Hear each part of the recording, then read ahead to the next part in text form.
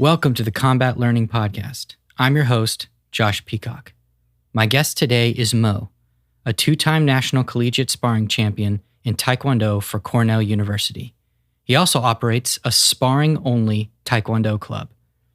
In this episode, we explore how Mo structures training and promotions without using formal methods like poomsae, which are kata, and one-steps. Instead, he takes the extra curriculum space this affords him and builds his Taekwondo into a robust striking program. This episode is definitely of interest to traditional martial artists, but there's a lot here for modern martial artists as well. So if you're excited to listen, hit the subscribe button on your podcatcher now. Welcome to the Combat Learning Podcast. Yeah, it's good to be here. Thanks for having me.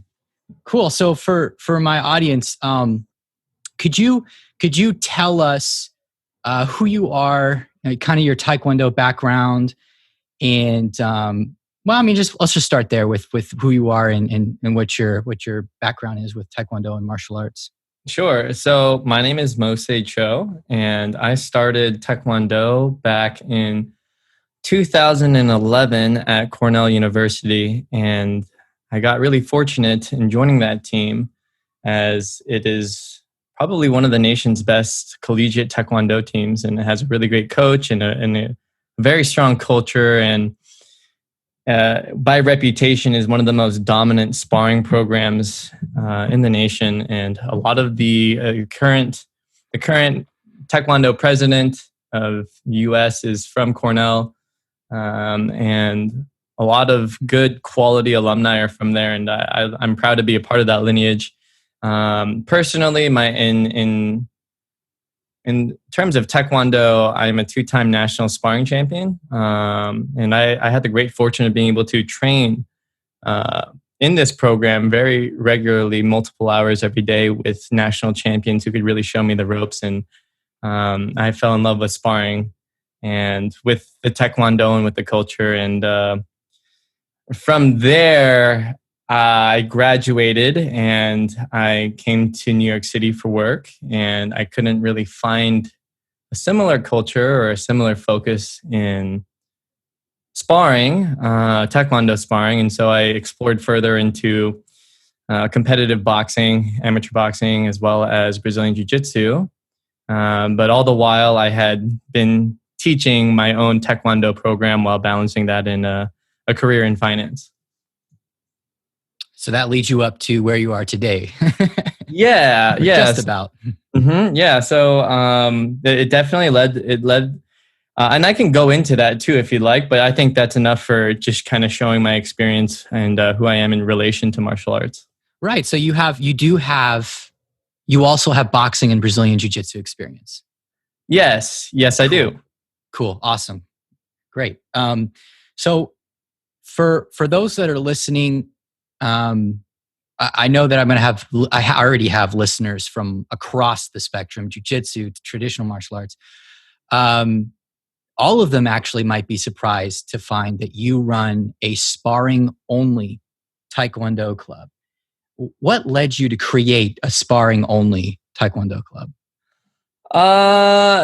There's a few factors. First off, I love sparring. It is just so much fun, and all combat sports, whether you, this is my perspective. All combat sports can be broken down into basically trying to hit someone without getting hit. That in boxing they call that the sweet science, where if you and I know as I'm talking about Taekwondo, but I'm talking about boxing right now because I think it's a little bit more fun. It's fast. When you throw a punch, you take off that line of punch. You also open up your guard at the same time. Now, there are many different ways to go about countering someone who, for example, throws a jab, right? You can if they throw a lead jab, depending on your stance, if you're in a closed stance, like orthodox, first orthodox, or southpaw orthodox, in an open stance, it opens up different punches. And I feel like I'm detracting a little bit, but I nerd out over the concept of being able to break down sparring and strategy and tactics. What led me specifically to start a sparring focus program A few fold. First off, I personally enjoy teaching sparring. I enjoy it a lot. I think that there's a lot of value out of it. I think that it's probably the more athletic of the types of martial arts that you can do is quite dynamic. It's always fresh. It constantly changes based off of who you're sparring. And I talked earlier about, and number two, I talked earlier about the concept of hit without being hit. And I talked a little bit about boxing. Now, the reason why I mention that is because I think that when it comes to combat sports and you look at the different disciplines and when it comes to the actual sparring component, it's really just broken down on the concept of hit without getting hit, but with different rule sets, right? So boxing is you can't punch below the hips, you can't hit behind the head, but everything else is fair game. And there are many different ways you can throw a punch and swing a punch, but there are the optimal ways to do it, right? So the four common punches might be the jab, the cross, the hook, the uppercut, right?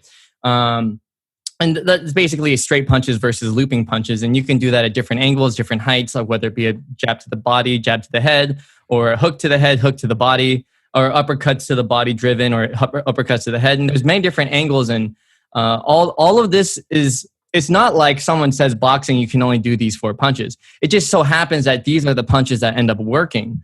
So taking that framework and applying it to sparring, right? Taekwondo sparring, you can kick someone, you can't kick them below the waist. You can kick them waist high, you can kick their head. You can have roundhouse kicks or turning kicks, which come in at sideways angles. You can have side kicks, cut kicks, which kind of come forward and drive straight into the opponent. You have axe kicks which come up and down. You have back kicks, which go from ground to up or low to up. And there's all these different angles. And I think that was point number two. Point number three is, in order to teach all of this, I've realized from working with my students, with my kids, that to really properly teach everything, like the footwork, the guard, the angles of attack, the rhythm, the timing, the distance, you can't really think about it in terms of a business perspective, right? So you have 1 hour to teach a class of students. You can't teach Taekwondo with poomsae, which I'm sure we'll probably likely talk about that, because when you talk about sparring only, you'll say, well, why not poomsae? The challenge is poomsae, which preamble, I value poomsae. I think it's really great for bringing people together and for standardizing processes, etc. But in terms of teaching someone to spar where you have an hour-long class, it takes 5 minutes to put on the pads, 5 minutes to clean and put it away.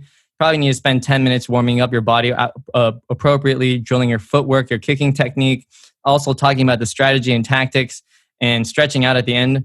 Yet there really just is no time to teach both properly. And for me, when I do Mokwondo out of passion, I love this. This is my calling.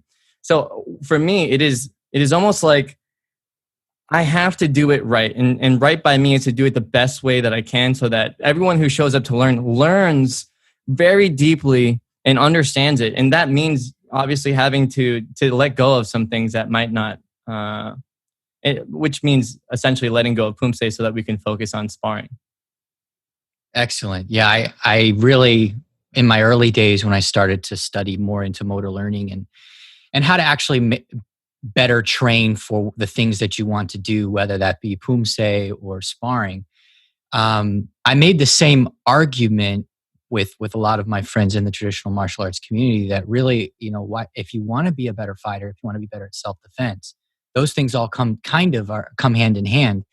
If you want to be better at those things, why do you spend 70% of class on very formal types of exercises that are either poomsae or feed into poomsae? Now, the response I got is like, well, you just don't know how to set up class because we can balance everything. And I don't buy that at all. I don't even buy it for 1 second. It's just kind of one of those things that you say when you don't want to engage. But I agree with you. I mean, that's it's cool to hear that somebody else has that frame of mind. If you want to have good spars, the best way you can serve your students who probably joined because that's what they want to do is to give them all that time to actually learn how to spar instead of off on ancillary things. So if you want some Mo, check out Mokwondo, Mokwondo.com.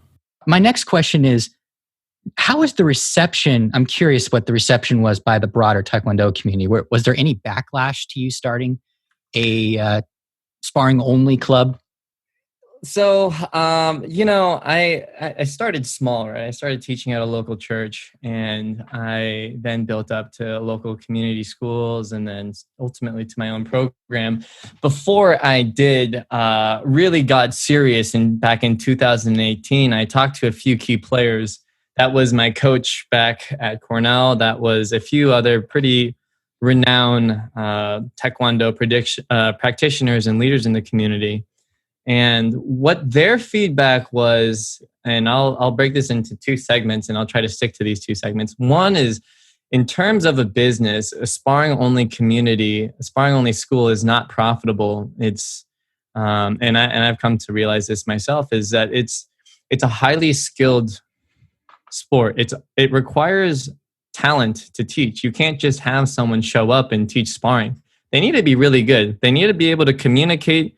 And they need to really be able to understand the individuality of each of the competitors. And essentially, in terms of scaling a business and, really making a lot of money, it's not the route that you want to go. So that was one end, is not good business. And typically, people who are really serious and learning how to spar, they won't get in terms of the business end, people get hurt if they're not taught properly, and then they get dissuaded, or they go to a tournament, they lose. And so there's a lot of churn. So it's not good for business. The second thing is a little bit more ideological, and it talks a lot about the idea of tradition, the idea of community, the idea of Taekwondo and poomsae are one and the same. That without poomsae, there is no Taekwondo. That if you want to be a really good Taekwondo martial artist, specifically you're interested in sparring, but you don't know poomsae, that means you don't know Taekwondo. And my perspective on that, because I'm just bringing up what they're saying, is, and I've thought a lot about this, and I think that there is a component of Taekwondo that is definitely linked to poomsae. Without poomsae, there would have been no way to rapidly expand Taekwondo to the world. And I think in terms of, personally, my interest is in sparring and in the rules of sparring, and just the timing of sparring that is in Taekwondo. It's so friendly to learn. That it's a lot slower than boxing. There's a lot less chance of getting injuries, of getting a concussion, or etc. And if you teach it properly and you really nest people up, it's so much fun. I'd like to view it as body chess, but it's something that's so accessible to everyone. It's just specifically to the backlash. I think what it is just a lot of people, they're interested, but they're not in terms of I've had someone specifically say to me that it's what you're doing is not Taekwondo. And I disagree. I think what I am doing is from Taekwondo. It is Taekwondo. We spar with Taekwondo rules, but at the end of the day, I think people have their own opinions, and that's fine. Sure. Yeah, and it's totally respectable. I think I agree with you that I like poomsae. One of the things that I've got some of the same backlash. Oh, that's not Taekwondo. If you want to do Taekwondo without poomsae, then just do kickboxing. Well, I mean, kickboxing doesn't have the same rule set. It doesn't have the same dynamics. It doesn't have the same tactics necessarily. It could if you come from a Taekwondo background, some of it anyways, but it's not the same thing. And there are real differences between those things. And I don't agree with the idea that sparring isn't Taekwondo, and that poomsae is one and the same in identity with Taekwondo. But then I also agree with you that it's integral to Taekwondo's identity and to rounded Taekwondo practice. So I personally actually really enjoy sport poomsae, watching it, not really doing it, but I enjoy Yeah, no. I don't enjoy doing it, but I enjoy watching. It's extremely precise, but it's an entirely different quote unquote game than sparring is. And even if you were to take the science of motor learning and classify what poomsae is versus what sparring is, it is almost on the exact opposite end of any motor learning taxonomy you could ever find anywhere, right? There's no way that methods that are conducive of sparring are going to be efficiently conducive to poomsae and vice versa. I know that's kind of anathema to say among some Taekwondo people, really old traditionalists, but I mean, it's just the way the research is, in my opinion. But yeah, no, it's really cool. And there's nothing wrong with that. There's nothing morally wrong with that. So I hope that people kind of in the old guard at least become a little bit more tolerant towards people that approach Taekwondo differently. Especially since you have a club that's maybe it's not the biggest moneymaker, but you've kind of showed that it is a viable way to run a program. Would you agree? Viable depends on your definition of viable. For example, I really think if you're considering opening your own sparring dojang, I really think you need to think about what your goals are, right? So in terms of if you want to make a lot of money, don't open a sparring focused Taekwondo school. You won't. That's just that's the nature of the game, right? There's a smaller market for it.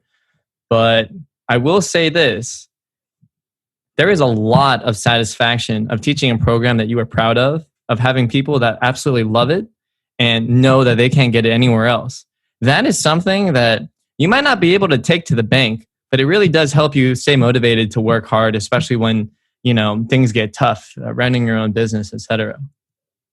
Right. Awesome. Yeah. And that totally makes sense.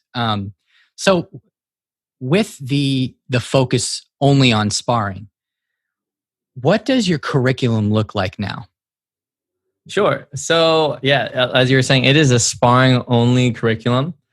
And I have it structured as a progressive skill tree from highest effectiveness use in sparring / easiest to learn, in tandem with the footwork that supports those things, as well as a counter to those techniques, in addition to sparring forms.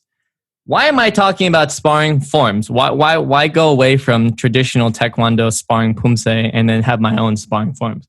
Well, what's interesting is my sparring forms are scalable, right? That's part A is in part business. But secondly, when you teach these motions in a set pattern, I think that what I certainly didn't get, and I don't know if this exists, but when you do, for example, CLP13, which is the first form in the WTF school of thought, it's a low block punch to the center, low block punch to the center,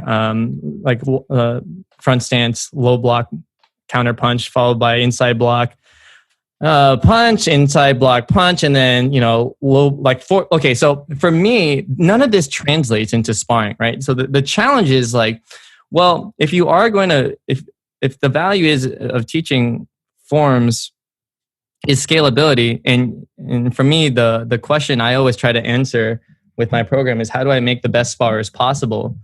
I think that there needs to be some base fundamental techniques that people have to learn in a certain order, right? So for me, that's the fast kick and the roundhouse kick.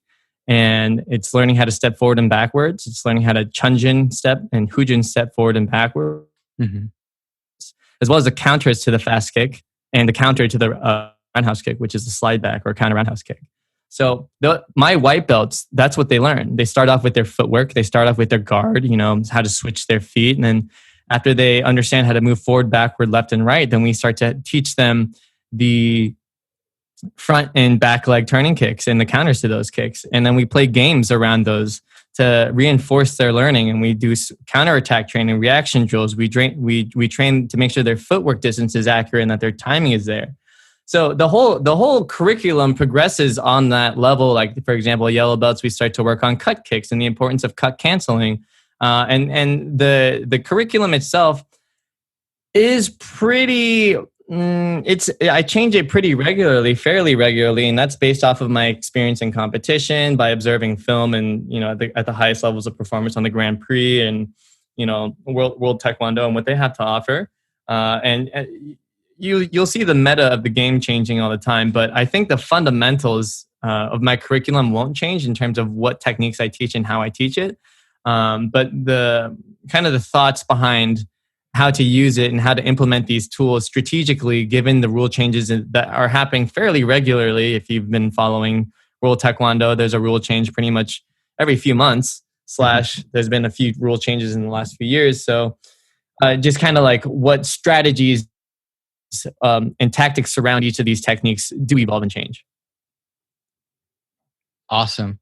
So I guess that kind of goes into your process of how you put together that curriculum and how you continue to tweak it.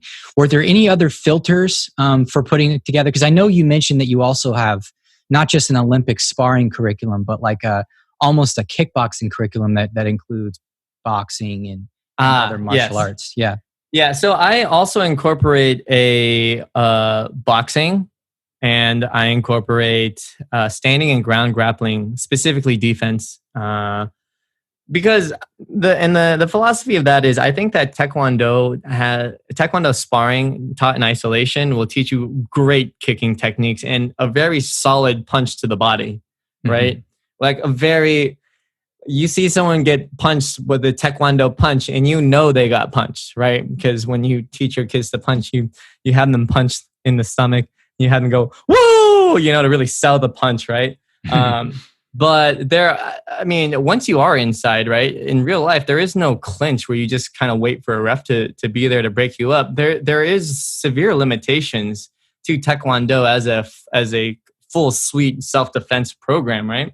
So the next step, for me personally, before I was wanting to start a martial arts school on my own, was to learn my hands. So to really be good at that kind of inside no man's land distance where you really you would get jammed if you try to throw a turning kick, and you might be able to sneak in like a jump back kick from that distance, but that's so slow when you could just touch the guy in the head. So I teach my students how to do all the punches and do drills with boxing, as well as, standing and ground grappling defense, right? Because, for example, if let's say you're good at striking, but someone can take you down to the ground, your striking, your punches and kicks are no good on the ground, right? So I teach people how to defend against a single leg takedown, a double leg takedown, how to control posture with their head and neck, how to control their wrists.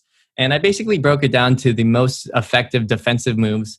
And I showed them how to do a proper takedown as well. I don't really emphasize too much on offense, because at the end of the day, I think once you get really good at sparring, it's not about going out there and just fighting random people. It's about the competition. And really, in real life, you're so used to from sparring so often, you're so used to high pressure environments that you just learn to keep your composure. I'm not worried about my kids getting any fights, but if someone should attack them, I want them to be able to defend themselves. So that's where I focus my curriculum in terms of boxing and in standing and ground grappling, to basically defend themselves should they get attacked. Yeah, definitely. And that's awesome that you've kind of taken your knowledge of boxing and you didn't just toss in a couple of combinations. You're actually learning how to box in a way that's complementary to Taekwondo. I think that's really sharp and really awesome. So I agree with you that shoot, I lost my train of thought. Something Taekwondo, probably, like, not a complete martial art. Yeah. That's what you hear a lot, and people. I was just talking to a guy that joined the combat learning community on Facebook recently, and we were kind of discussing something similar. He takes more of a traditional approach of really kind of importing the bear techniques and some of the concepts, but I don't know if he necessarily actually has them doing kind of alive types of drills and sparring and things like that. He might, but I know that other people aren't, and I think that's kind of a problem with the many ineffective attempts that people make to try and teach a full-bodied, robust Taekwondo that is good for self-defense. And I just remembered my point that I was making before.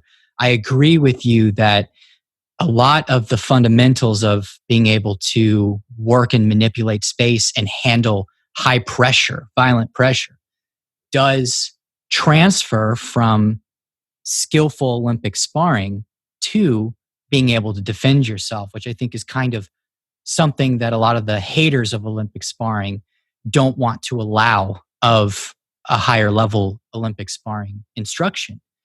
And I don't know if you want to speak to that or not, or if you've had that same experience, but that's what I hear from people. Like, there's absolutely zero about Olympic sparring that actually transfers to real fighting. Wait. So people say that none of the Olympic sparring transfers?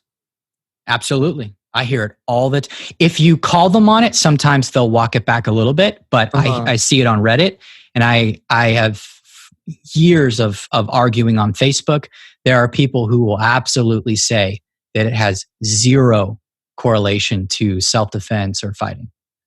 That's interesting. Like, I mean, here's what I think.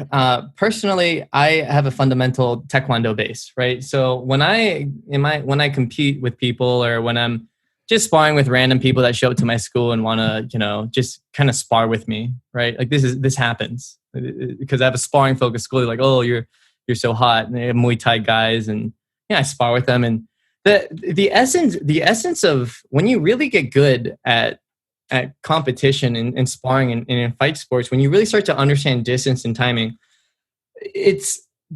these guys can't touch you. Like, in a fight context, if you're like, okay, you both are now locked into a cage and you have to fight, to survive. I mean, maybe Taekwondo roundhouse kick or cut kick or axe, something might work the first few rounds, but then the next scenario is like, okay, you have like a Khabib type guy take you down and he's just smashing on you. Like, Taekwondo is definitely not going to work there.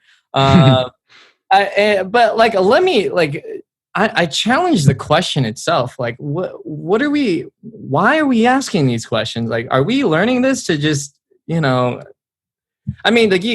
it all the time. And I definitely had these questions when I was like 15, 16, like, what's like the best martial art should I learn? And then, when you're a beginner and like a few years deep and you haven't had that many matches or anything, you're like, there's this feeling of power of being like, I know how to fight, and wanting to extend that power over others and be like, wow, this is Taekwondo is superior, or Muay Thai is superior, or XYZ is superior. But I really think that when it comes down to it, if you're actually competing, you're actually sparring, and you're there practicing 3 to 6 hours a day every single day, and you're perfecting your roundhouse kick, you're not even worried about throwing that spin heel kick because that flashy kick hardly ever works.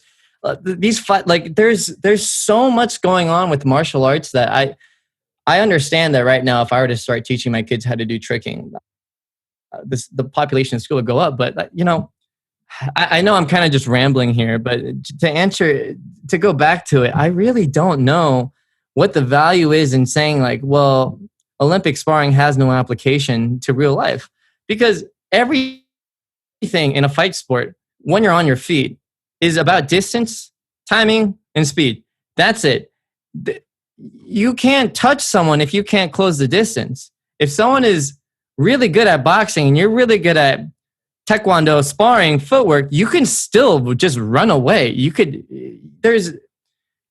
still engage the distance. You can still prevent someone. And if you're really good at boxing, maybe you're able to, block that shot and get inside. It's always an interplay between different styles. And I don't know. I mean, it's definitely a fun question and a lot of, chest beating and keyboard smashing. But yeah, I don't know. I don't really know how I feel about that question.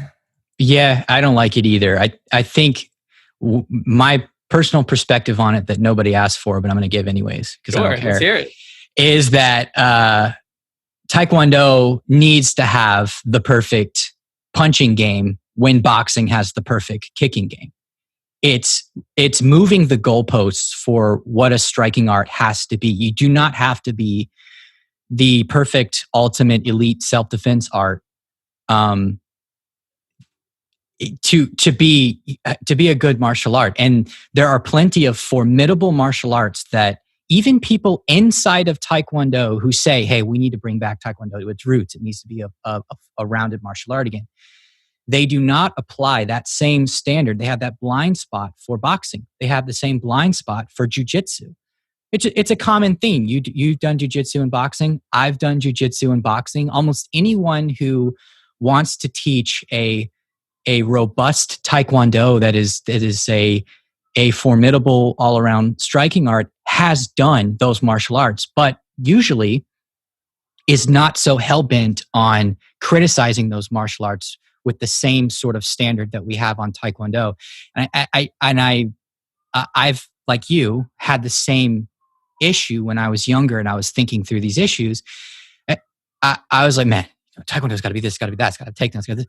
And then I realized it doesn't. I can train in other martial arts. It doesn't matter. It doesn't matter that boxing doesn't have leg kicks. It doesn't matter that Muay Thai is missing wrestling. It doesn't matter that wrestling is missing, striking or submissions, or that jiu-jitsu is missing striking, right? Mm-hmm. Nobody is going to be well-rounded in a well-rounded martial art. And what I mean by that is a martial art that claims to be well-rounded is probably going to be somewhat mediocre in all the skills. You really need to get into a niche martial art to really study and become deeply skilled in any range of combat. Mm-hmm. So that's my unsolicited opinion on that. And like your perspective is very valuable, and I think people who spend an extensive amount of time studying one martial art and getting really good at that, and then studies another one and gets good at that, and then another one and gets good at that, they're not the people that are going and smashing on keyboards, right? They're not those. They're the people that are not even on it because they're just training. You know what I mean? Yeah, not like us nerds that just like to. No, I'm just kidding. I could talk about martial arts just as much as I train it. But now that we've been going through coronavirus, now I'm really, and haven't been able to train quite as much as I want to. And by train, I really mean spar. Yeah. Because I'm tired of doing poomsae. I'm really missing the actual training and wishing I didn't have so much time to preoccupy myself with arguing about training methodology as much as I love it. But switching gears, I'm curious to know, how do you rank up in your system of sparring, Taekwondo sparring in your program? Sure. So at this time, we rank up using an evaluation of individual sparring techniques, application of those techniques in live sparring forms, and a minimum attendance requirement. So what we started off as is just, it's all, learning to spar is all about showing up and doing hard work, right? And showing up to each and every practice. And I used to just give the belts away. In fact, I did not even care about belts when I started off this program because it wasn't about the belts, right? But then after a while, I was like, oh, well, the kids really like belts, right? The kids want to have belts. So I said, okay, you know what? I'll have a belt ceremony and I will give your belts based off of how many hours you put in. And I set hour benchmarks, etc. But then I realized when you just give kids belts, like at that minimum attendance requirement number, they don't value the belts. So then I introduced, the sparring forms, and I had them do the sparring forms, and then also do each of those individual components in combinations, etc. And I would evaluate them based off their accuracy, their distance, their speed. And if they hit the minimum criteria, I would then say, okay, you pass. And then I would write individual notes for how they can improve. And I would do this using an Excel spreadsheet, learning from my finance background, and just, give this to the kids so they would know exactly what they need to work on. Right. And then from there, what we've evolved to is basically, okay, there's partly that, but now it's also being able to execute these techniques during and apply this in a live sparring scenario and in very specific games, right? So for example, if you are a white belt testing for your yellow belt, you need to be able to throw your fast kick against someone who's specifically aware that you're trying to throw a fast kick and be able to and that person's also testing, right? So they're trying to test and prove that they can do a counter fast kick, right? Whereas you're trying to throw a fast kick. So then seeing you navigate that sparring game and evaluating how you did is part of how your holistic performance in your test.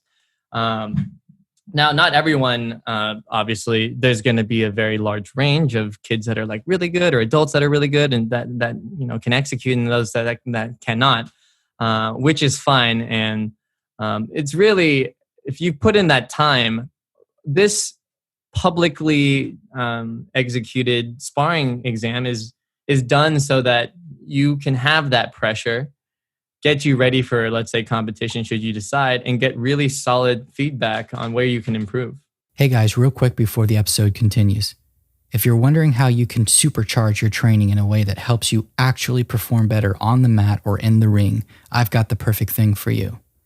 I've taken the scientific concept known as transfer of learning and distilled it down into a handful of dead simple, easy to understand rules you can use to supercharge your training today. And the best part is that it almost always makes training more fun, not less. Now you don't have to spend hours and hours of drilling just to fail when your practice gets tested in sparring or competition. Instead, you can take these simple rules and transform your drills and exercises into rapid skill-building machines. Your classmates and training partners won't believe your progress. And if you're an instructor, your students will get better faster than ever and have more fun while doing it. Go to combatlearning.com/transfer to sign up to our email list and grab your transfer cheat sheet now. Plus, you'll never miss an episode and get access to exclusive tips. And just to say thanks, I'll send you my Introduction to Motor Learning for Martial Arts PDF so you can get up to speed on the powerful concepts we're discussing on this podcast. So go to combatlearning.com/transfer now to get your cheat sheet and other goodies. That's combatlearning.com/transfer, TRANSFER. Sweet. Yeah, definitely it seems from what I'm hearing that it's a much more individualized approach. It has some standardization to it, but very, very less, I don't know what the word is for it, rigid or formal than like a very poomsae one-step based.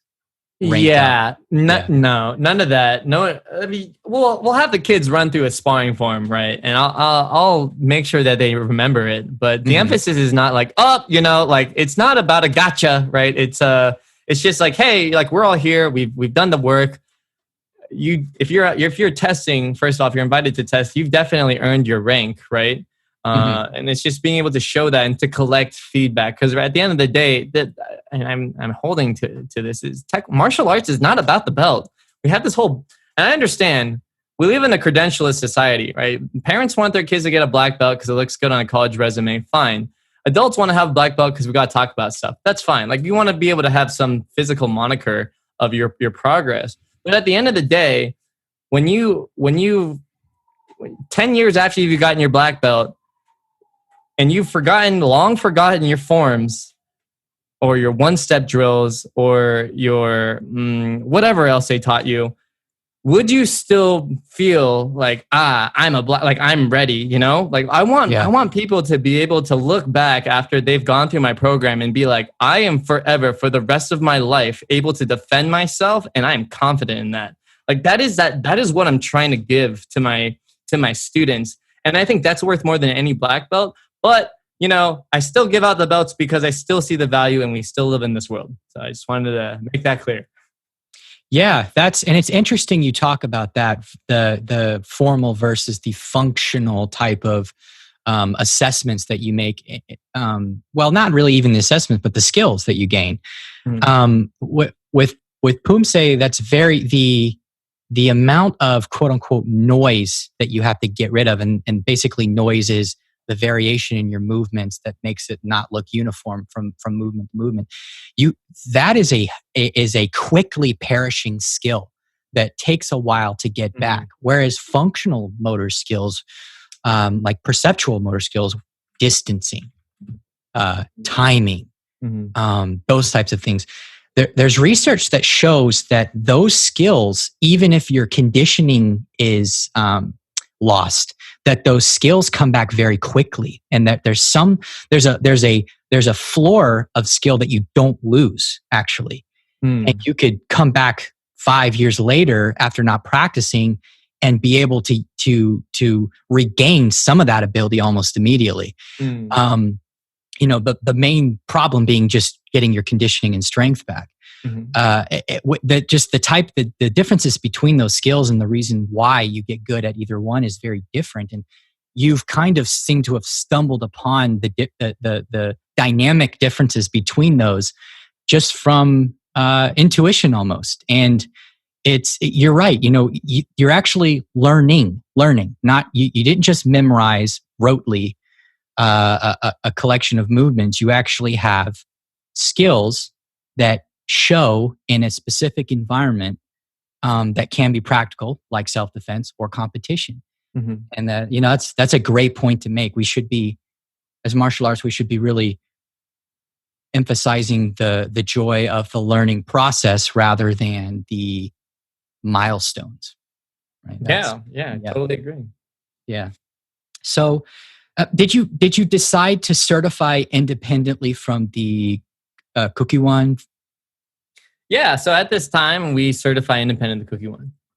Okay, cool. And as your students climb the echelons of competition, and you want to maybe bring them national or international, I believe you have to have a Cookie-One certificate to do that. Do you have like a plan, or is there something you have in place to be able to do that, or you just kind of want to stay more on a state or Sure. Yeah. So in the future, my plan is to incorporate sport-specific poomsae, right? Where we have the optionality, but not the requirement, should our students decide they want to get a Cookie-One certification in belt, right? So if you look at the Cookie-One website, last time I checked, not too long ago, you need to have CLP13 to Part-jang, and you need to be able to demonstrate choreo to get your first dan. And I don't think you have to get anything past your choreo for your first dan. So let's say my students have been training with me and they've reached black belt with me, and they have gotten to a point where they want to compete nationally, internationally, because it is not too challenging for them to stay at this state, local, or level. Then I want them to be able to study the traditional poomsae so they can get a legitimate certification. Okay. In terms of where I'm leaning right now, with children and with parents who are, I've noticed, particularly of Korean descent, they want their kids to have this traditional experience. And so I have been in the works of providing a very specific sport poomsae focused program where they could just do it like once a week, right? Yeah. So they can have and develop those skills in a very focused manner, right? So, right, the whole point of a sparring focused school is so you can really learn to do the sparring and competition, everything around that. Right. But I think you can get a lot of value out of, for example, right, if you were to break down each of the component of Taekwondo, right, it's the most basic of all the poomsaes. It's basically just down block, inside block, high block, walking stance, front stance, middle punch, and front kick, right? So if you could then isolate each of those techniques, and I've done poomsae and I've competed nationally, and I've ranked second and third place for my poomsae in the color belt division. I understand that there's a few things. There's presentation, right? So the intensity of your techniques, the power within those techniques, the precision of those techniques, the kicking height, right? The transitions, keeping your head level, etc. And being able to teach poomsae in a competitive lens, not as just something you kind of casually throw in every single practice that takes away from the entire scope of that individual practice, but just to be like, once a week, we're going to learn how to do this really well. And to have that option is something that I have been thinking a lot about carefully, because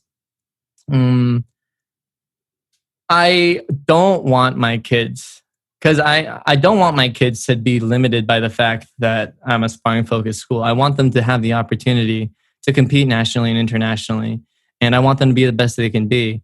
And if getting a Cookie-One certification requires them to memorize some poomsae, we can we can get that done. That's not something I'm too concerned about. Cool. Yeah. Yeah, I think that's a good perspective. I'm glad that you definitely don't want to keep your students from being able to get above their level where they're at now and compete on higher levels. If they have that ability. My thoughts on that are very similar to yours, and basically my idea was to create kind of a tracked system where you could do both if you wanted to, but after maybe a short white belt fundamentals class that kind of gives you a taste of both, you can figure out which one you really want to specialize in, which one resonates with you more, and that's the class that becomes your dominant class for however long you want to on your Taekwondo journey. And the sport poomsae, the guys that go into the poomsae program, they can compete in poomsae or just become better at poomsae. And the guys that go into and the gals that go into sparring can focus on their sparring, and they don't have to be forced to do one that they really dislike every other week or every week or once a month or every time they go to promotion. At some point, the sparrers will have to do poomsae if they want to have a Kuki-1 certification, but for the most part, you can track people off into their own programs and let them do their thing and do what they enjoy most. Yeah, I think that's really cool, because then you could diversify and specialize based off your students' interests. I'm curious how you would basically weigh out sparring versus poomsae, because they do attract different types of people, and I think you might face difficulty messaging like what the unique properties of each of those are and what the values would be. But I would love to hear like how if you ever do decide to start your own school, I would love to keep in touch and hear your progress on that. For sure. Yeah. I'm always thinking about that. I have a digital marketing background, so definitely like, how do you message something like that even to someone who hasn't even joined? I think off the top of my head, I would say that poomsae is a very inward, meditative type of activity, more like a gymnastics routine or a formal dance routine. And that's, some people are into that. That's what they're into. And I don't say dance pejoratively like other people do. I'm just a fan of movement arts personally. And for kyorugi or sparring, is much more intrinsically competitive. It's more about handling pressure and is more conducive to being able to fight or defend yourself. I think that would be the main messaging differences I would communicate to people, would really be to, hey, look, Olympic style is more like your traditional combat sports idea where you go and two people try to beat each other up. And your poomsae, your sport poomsae, is more like an Olympic gymnastics routine where you have your ring and everything is very formal and scripted. But you still have you can still compete against other people on certain agreed metrics. And that's how I would within the club, that's how I frame it to them. And based on what people like to do, they specialize where they go, and maybe they'll become interested in doing both or switching places at some point or whatever. But giving people that choice, for me, especially among adults, is really important. Yeah, no, I totally agree. I'm kind of leaning towards, I've had some older people come up to me and say like, hey Mo, I'd want to learn from you, and I'd love to learn poomsae because it's better on my joints, and I don't think I can really compete with people anymore. So there definitely is a wider audience with poomsae and in terms of accessibility, and especially if you're teaching sport poomsae, it's at least during these times where you really can't meet up and spar so much. It's great to have. Sure, for sure. So you do still practice poomsae, right? To be honest, like I there's a high correlation between Mo practicing poomsae and when it's time to test for belts, but There's I do spend a lot of my time just refining my technique and making sure my roundhouse kicks are tight, and that my jump back kick is very, very scary. And because I do have a few bread and butter techniques that I pride myself on, and a few different strategies that I really like to refine and make sure that way, you always have a few different game plans going in. If someone's taller than you, if they're more strong than you, if they're faster than you, and then I like to work on those techniques and different things. But in terms of, that's about as systematic as I get. Cool. Yeah. So since you have a sparring-only dojang or club, whatever you want to call it, how are your students doing in competition? Oh, they're doing great. We went to the Governor's Cup, which is one of the largest Taekwondo events in New York City. And I have yellow belts that around that time, they had roughly 30 hours of training. And they won their brackets. And they were defeating black stripes who've been training for over 4 years.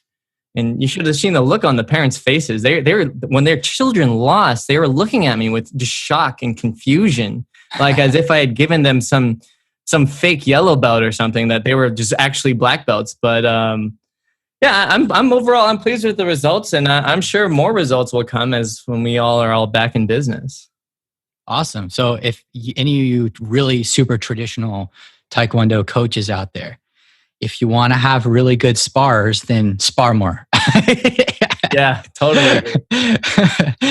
Maybe do a little less of the poomsae every class and get people doing more sparring related stuff.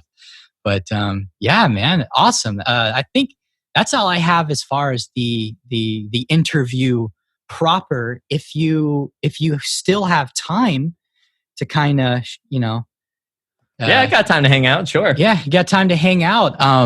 Thomas, I know he probably has some questions. I know he has similar experiences to you sparring Muay Thai guys, which he used to do a lot and probably still does. So Thomas, if you want to come off of mute and kind of hang out a little bit and shoot the breeze and whatnot. Pepper. Hey, Mo, what's up? Hey, how's it going? I'm chilling. No, me and Josh are really, really good buddies, and we run stuff by each other all the time. And he told me he was gonna have you on, and forwarded me your information, your website and stuff. And I was as interested as he was, so I was like, man, it'd be cool if I didn't want to interject or anything like that. But man, it'd be cool if I could actually listen to this one pre podcast release. And he said, yeah, it'd be cool to have you on, if you could just listen in. So I thought it was nice, man. I like some of the stuff you were saying. Me and Josh have been talking about that stuff for years. So to have somebody actually, doing it, and irregardless of, the financial gain from it, is actually kind of admirable.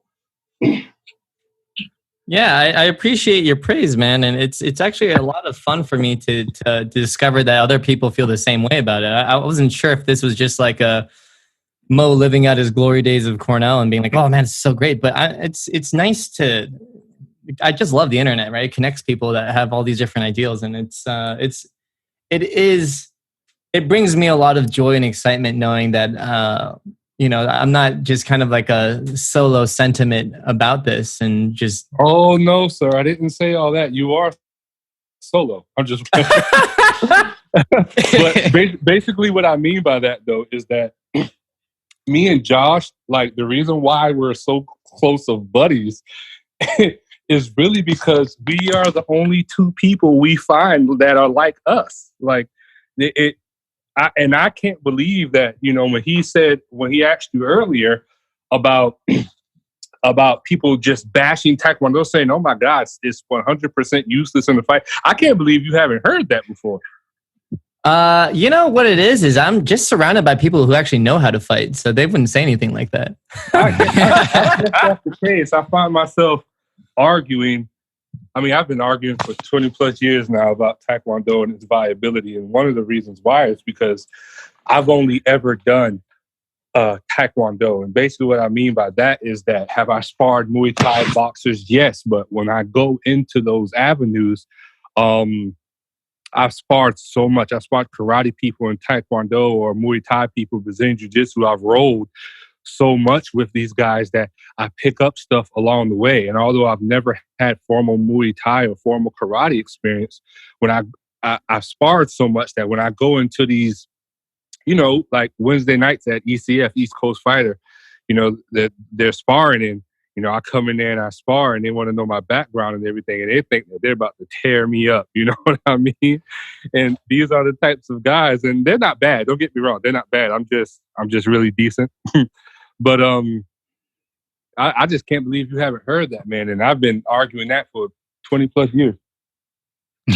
Yeah, I mean, so I guess to be fair, I see this everywhere, right? It's on YouTube, it's on the comments, it's on all this, but I immediately discount them because in my mind, the people that say those things don't really understand, right? They're not doing it. And there's a lot of trolls out there and a lot of negative energy. And it's just, for me, it's like, I just discount that, right? Because there's like no value for me even engaging in that discussion and really just focusing my energy on providing what I think is good for my students and experimenting and trying things out and being a positive influence. And I think that part of doing that means saying no to a lot of things that might pull me down.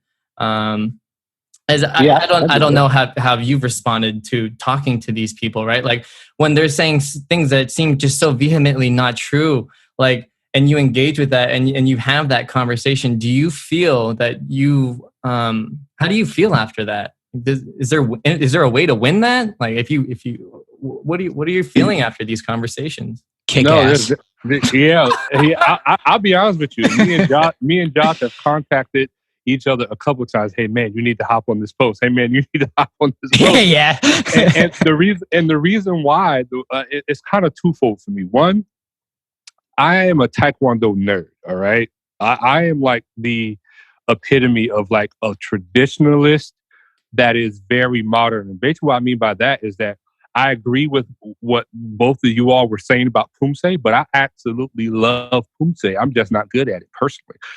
And at sport poomsae, man, the type of training and stuff that's involved for these people. And I know national champions. One of my masters, his daughter is a national champion, and I come from a poomsae school and was instructed in poomsae before I got, into the whole sparring game. But I say all this to say that I'm a Taekwondo nerd. And when it comes to Taekwondo and somebody is saying something that's not true or whatever, I never go at it within the intention to win. It's mostly like, oh, I have time today. You know what I mean?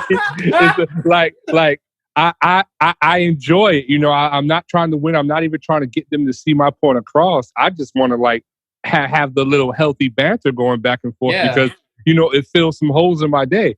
The second part of it is that, especially when it comes to Reddit, the Taekwondo sub has, I'm talking from somebody who's never done Taekwondo, who's thinking about doing it, to somebody who is, of my stature. And granted, I'm not like this renowned person or anything, but I got some pretty good things going on.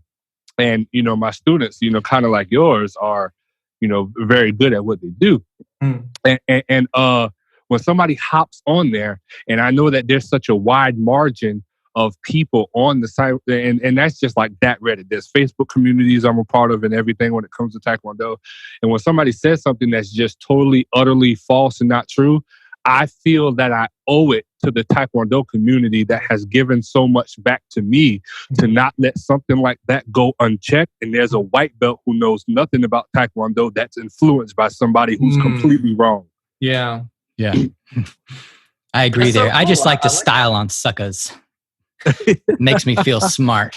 There is a vast majority of people who just don't know what they're talking about. Yeah, no, I like that. I like that perspective where, there is a diverse audience in Taekwondo, and you guys are some of the guys that have a lot of experience and really do know, and you view it as to take it upon yourself to make sure that there is a kind of like a sober and well-rounded voice to then help guide some of these. Because I became familiar with Reddit Taekwondo like a few days ago. What happened? Oh, it's a hoot. It's a hoop, man.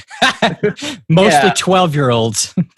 Well, Right. yeah, and like it's great because you guys are mature adults and you're able to help provide some of this information because you do know. Yeah, it'd be really interesting because you guys do think like this, and rather than trying to convince people, like the people that do get it, you should like make a specific group within like another subreddit community for like Taekwondo sparrers or as you mentioned earlier, like functional training or I think that there's a lot of value in being able to share what you say, but also to let other people know like, hey, we exist. Like Hearing you talk right now is so freaking refreshing. And the reason why is because one, about what you just said about you just discovered Taekwondo Reddit, just a couple of days ago, is that I'm not sure you've come across the term troll yet. I know what a troll is. Yeah, I know what a troll is. Okay, so I say that to say there is no community that you can create that isn't going to have someone who joins it for the simple pleasure of what they call it, of just trolling. We're trying to, if I started like a sparring only thing to give people sparring tips or whatever the case may be, which I actually starting the TKD Lab YouTube channel. Follow me when it comes up. But if I start a sparring on anything like that, the trolls, man, will come a flock. And how do I moderate the group? Maybe by letting certain people in, but then that kind of limits the reach that would want to give for a platform like that. I don't care about trolls. I can't take it. I'll troll back. It's fun for me. I won't troll back, but I will comment, and say something when somebody posts something on something that I post or whatever, or somebody's looking for genuine advice. And to tell you the truth, I think the biggest thing is just to not have an ego about it. Like some people feel so compelled to respond or say something, but me, I actually go on the subreddit daily, but I actually respond very seldomly because I read stuff and I'm like, hey, this person actually said something better than I could. And I have years of experience, especially sparring. This person responded better than I could. This person actually gives good information. So I don't even put my input, even if I feel that I have something valuable to say based on my experience. Also, if you look at my subreddit, if you look at my name, on the Taekwondo subreddit, you have a lot of people that says 5th Dan, 4th Dan, whatever, Kukiwan, AAU, whatever case may be. Besides my name, it says rank does not matter. Because it doesn't. If I give something that's of quality, or if anybody else gives something that's of quality feedback, even if it's a white or blue belt, it's quality feedback regardless of what your rank is. Yeah. By the way, before y'all go on, there is a subreddit dedicated to that. It's an infant, but it's called Our Combat Learning. I got you. Check it out. Check it out, guys. I got you. While we're doing all these plugs, guys, I'd just like to say, anytime you guys are in New York City, you should reach out to me and come check out the school. Oh, for sure. I'd love to have you guys. It's I'm just going to put in a plug here. It's www.mokwondo.com. And we've been on, sir. We've been on. Yeah. And I would love to have you guys come over. I'd love to spar with you sometime and see what you guys got. Yeah. Thomas has got game. I come from a sketchy background. I'm still trying to get there. Yeah. Oh yeah. I just got done sparring tonight, sir. Well, I really appreciate your. I have to get going, but I really appreciate you guys' time today. It was a lot of fun, and you have my contact information, so please do reach out like at any time. I would love to just talk to you more about this. Absolutely. Cool, yeah, for sure. We do plan on coming to New York probably rather soon. So if I can hit you up and have a place to train and spar, that would be cool. Oh yeah, anytime. Seriously. Awesome. All right, man. Cool, You take it easy. Thanks for coming on, man. Thanks so much for listening to the Combat Learning Podcast. If you enjoyed this episode, remember to leave us a review on Apple Podcasts or Google Podcasts or your podcatcher of choice. It really helps us out. Finally, this episode, including the intro music, is produced by Micah Peacock. Thanks in advance, and I'll see you on the next episode.